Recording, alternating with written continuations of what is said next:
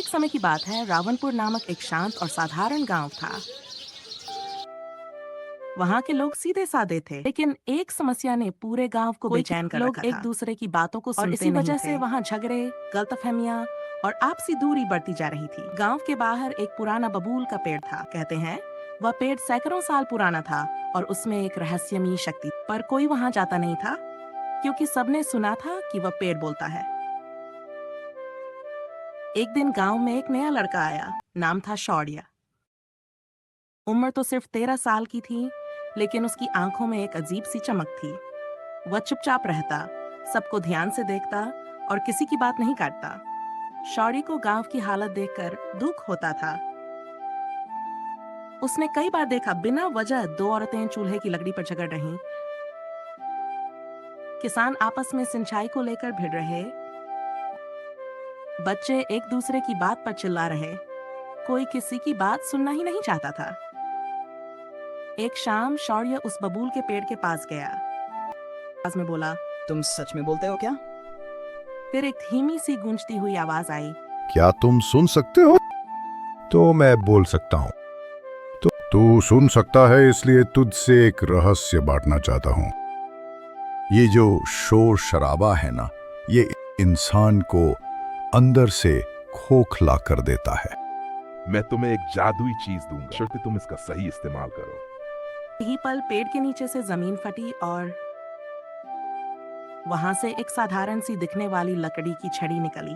पेड़ बोला, यह है चुप्पी की छड़ी।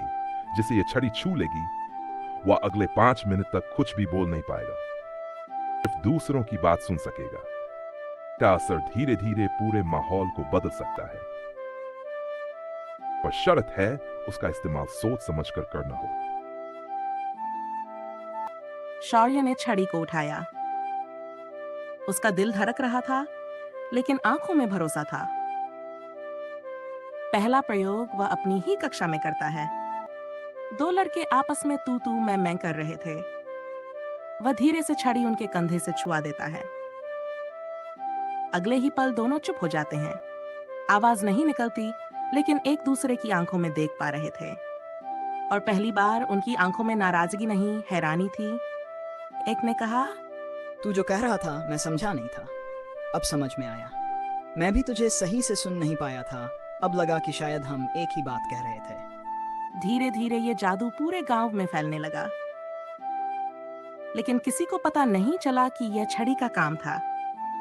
सिर्फ सही समय पर सही लोगों को छूता और चुप्पी की जादू से उन्हें सुनने का मौका देता। कई महीने बीत गए। अब गांव की हवा बदलने लगी थी। दूसरे की बात को रोकते नहीं, बल्कि पहले सुनते। पंचायत में अब पहले पक्ष सुना जाता, फिर फैसला होता। माँ बाप अब बच्चों की शिकायतों पर चिल्लाते नहीं, बल्कि बैठकर उन्हें सुनते थे। पर जादू भी तभी तक जादू रहता है जब तक उसका रहस्य गुप्त रहे। एक दिन गांव के मुखिया के बेटे क्रम ने शौर्य की छड़ी देख ली। उसने शौर्य से जबरदस्ती मांग ली और कहा, अगर ये इतनी ही कमाल की है तो मैं इसका असली मजा दिखाता हूँ। शौर्य ने मना किया, लेकिन विक्रम नहीं माना। उसने छड़ी ले ली और मजाक में गांव के पुजारी और दुकाना को छड़ी से छुआ दिया। तब जब दोनों तीखी बहस में थे, ये तो छा गई, लेकिन विक्रम ने जोर जोर से हंसते हुए कहा, देखो दोनों बेजुबान हो गए।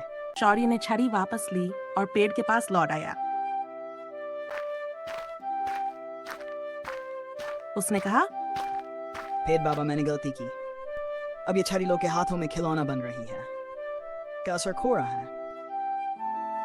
पेड़ फिर से गूंजा, हर जादू को उसकी मर्यादा चाहिए, वरना वह सिर्फ दिखावा रह जाता है। अब तुम्हें अगली सीख लेनी है। अगली सुबह गांव की सभा में शौर्य ने वह छड़ी सबके सामने रख दी। उसने कहा, ये आप सबके कारण काम कर सकी, क्योंकि आप में बदलाव की चाह थी। अब वक्त है कि छड़ी को मिटा दिया जाए, कि आपके भीतर की सुनने की शक्ति स्थायी हो सके। और कहते हैं उस दिन के बाद छड़ी वहीं सभा स्थल के नीचे दफना दी गई। लेकिन गांव की आदतें नहीं बदलीं। अब भी लोग पहले सुनते, फिर बोलते। सुनना बोलने से बड़ा गुण है। हम जब सुनना सीख जाते हैं तभी हम एक दूसरे को समझ पाते हैं और तभी समाज में शांति आती है।